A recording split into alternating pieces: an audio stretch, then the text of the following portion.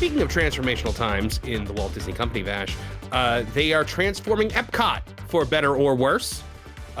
We have seen Epcot has removed trees at Dreamers Point, seemingly to clear the view for the adults-only Geo-82 lounge.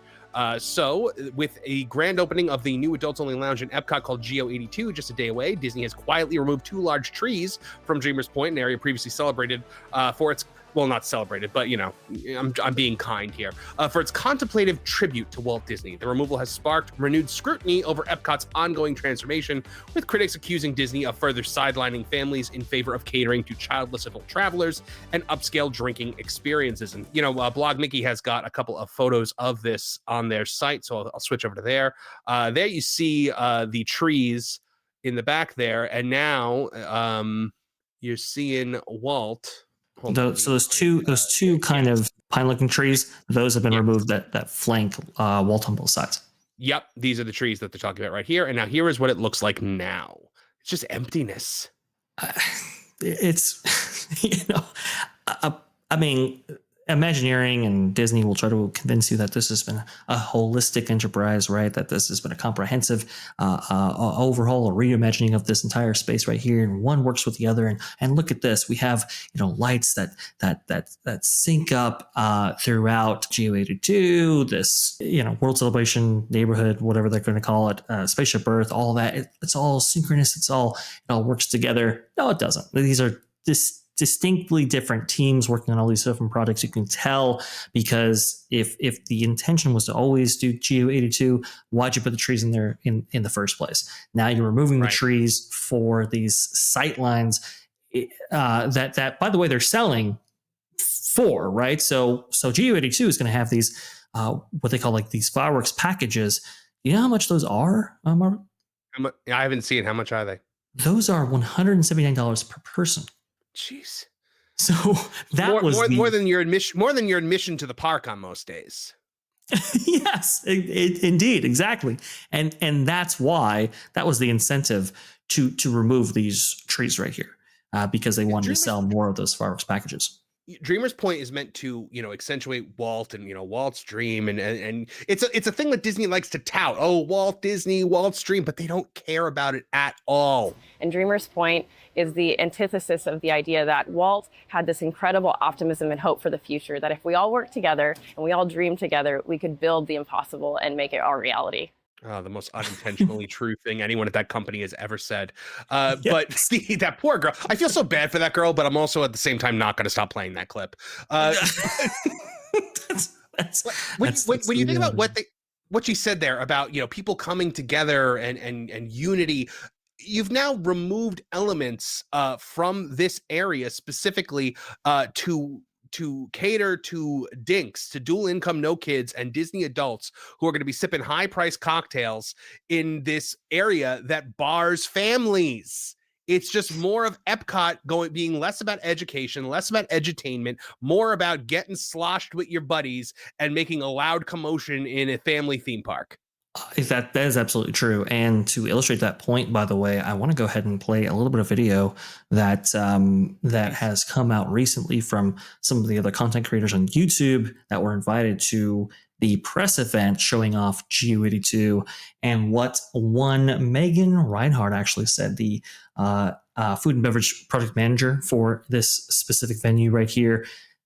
This is how this interview starts off and what they tout first and foremost before anything else. I was actually surprised by this. Now there is a cut here, so I do wonder if there was some other introduction. But this is one of the first things that this person actually says. Let me go ahead and see if I can get this up on screen and see if I can actually play it and get some audio on this. So we pride ourselves. We are the first 21 and up location in Walt Disney World Resort. That's how they tout it. I mean, that was the introductory line. We pride ourselves, Vash. We pride ourselves on the fact that we are barring families, that we don't allow children into this area of Walt Disney World, that this is specifically for adults who want everything to be just for them, childlike, infantile adults who you know, want to bar kids from the experience. Absolutely wild. I mean, that was a crazy kind of admission right there, I thought. And again, this is one of the first things that this person says right here in order to tout this new location. And speaking of this location and the quality of it, you can kind of see those views from this side and how alleviating those trees, I guess, was beneficial, especially when you're talking about $179 packages there for fireworks. But if you scroll down on this kind of tour from Walt Disney World News Today, you can kind of see the aesthetic that they're going for here. I thought it was very interesting because it doesn't at all evoke anything to do with Spaceship Earth, at least in my view, outside of what they call shape language. It's a real thing, folks, I guess, according to, what is it, Sachi Hankey, this woman right here. And so what we've tried to do is really bring that shape language from the architecture. But like what we love to talk about at WDI is shape language. And we often refer to shape language. There's such iconic shape language in Spaceship Earth as the attraction. We really wanted to make sure that we fused to that throughout the space. Apparently shape language was a driving force on a project like this. Oh my gosh. I hear the word shape language and I just get a chill throughout my body. That is so just so 2025. That was developed by a liberal woman with no children. It's remarkable. Culture, baby. I wonder what the shape language was when considering a project like the Haunted Mansion gift shop, for example, at Disneyland. I wonder what kind of shape language we were going with there. But the shape language was a zero next to a dollar sign in the amount of money they wanted to spend on that. Yes, indeed. But the lack of Epcot references or Spaceship Earth references in general in this location is really bizarre. They even go with this kind of gold pattern because apparently, like, it was evocative of a very early concept or piece of concept art that was done for Spaceship Earth, I believe by Herb Ryman, although that's not actually spoken by Sachi here. And as far as the gold tones, a lot of people don't know this, but one of the original concept art pieces for Spaceship Earth shows it as this warm gold color. And even though when it was built, it actually was a different color, we really wanted to pay a tribute to that original design intent through that same warm gold. That piece of artwork is not on display whatsoever. So why is everything gold? Why are you using this aesthetic design choice when it has nothing to do with Spaceship Earth itself is really a mystery. They talk about the use of, the geodesic spheres, kind of design language, right? But nothing else. And it's just so demonstrative of a company that doesn't really know its history, where you have creatives that don't understand really how to closer, I guess, resonate a story like Spaceship Earth to the guests today. But I wanted to go ahead and showcase this. It gets even worse, folks. This is a close-up shot of a power outlet. You can see just the finish work and the quality of the design work that we're talking about here, and the quality of the implementation. It's just really shoddy. And again, this venue hasn't even officially open. Go ahead. That looks like a power outlet, Vash, that I would be nervous to plug something into for fear of getting a shock. Yes. Yeah. Let's go ahead. Your $1,000 cell phone, Marvin, why don't you go ahead and just stick it right in here? Yeah. Let's see what happens. Ignore the sparks erupting from it and the exposed copper wiring. It's just unbelievably bizarre. Why? I'll have you know, the electrician that worked on this was a diverse woman of color. Well, I have no doubt of that. You should feel honored every time you involuntarily twitch after getting blown across the room when trying to plug your phone in. Josh Hammond, look at the shape language of that outlet. hold up your melted USB-C as a badge of honor that you contributed to progress. Oh man, it is real bad. I look, they put this up super cheap. They didn't want to spend a lot of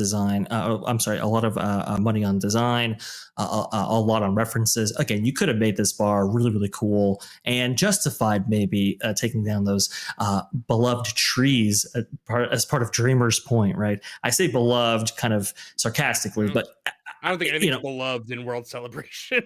well, I will say this. You don't have many trees to begin with. So if we could have kept the trees somehow, that would have been real nice, because I think they were old growth or whatever. It's just they threw this together. This is a venue. Just take down the murals for a second and just look at the interior of this space right here. This you could find anywhere. You could find this in Vegas. You can find this in other parts of Southern California. You could find this just anywhere. What's the unique Disney-ness of this venue? Nothing. What is the deep connection to Spaceship Earth? Nothing outside of the tiles. But again, tiles are tiles. Spaceship Earth represents so much more, and they didn't incorporate that whatsoever into this. And representative of their long string of bad decision making, they had to get rid of the trees in order to facilitate this venue. It's just super sad. I disagree, Vash. If there's one thing that I think of when I think of Spaceship Earth, it's how important tiles are to the overall theme. Truly, flooring is a major component of Spaceship Earth. I'm glad they worked that in. Yeah, it's weird, and I've watched a lot of interviews with Sachi. She talks multiple times, by the way, about the substructure of Spaceship Earth and those tiles on the outside. And it's just so bizarre to focus on those two little things. And when you think about Spaceship Earth, there's so many of these wonderful triangles that then form parallelograms that then form hexagons. And it's just like all of those details and textures were what we wanted to infuse into this space. You know what? When you look at can you bring up that picture of the Walt statue again? Because I wanted to point something out about it. Now, obviously, Block Mickey is not taking these photos, before the park opens. No one goes near this Walt statue. That's a thing that I have noticed over the last year. Is nobody walks anywhere near it. Yeah, I take pictures of it every time I'm there with no one around it, and I never have a problem with it. And I call it Lonely Walt because nobody cares. Nobody goes anywhere near this statue, and it's sad. It's really sad, because the equivalent of something like this at Disney California Adventure, with the 2012 redo of that park, they added I think it was the Storyteller statue. And when they did that, people line up to get pictures with that every single day. They had to have a photographer stationed there at all times, because to see a 1930s, 1920s version of Walt Disney with Mickey Mouse there, I think is really, really special, and people just love getting their photo taken. Versus here, nobody goes anywhere near statue, like you said, and it's again, you miss the mark on so many different levels that even Walt doesn't draw in the crowds. It's really bizarre. Thanks for watching That Park Plays News. For more information, consider checking out www.thatparkplace.com. And don't forget to subscribe, share, like, and send this out on your favorite social media accounts.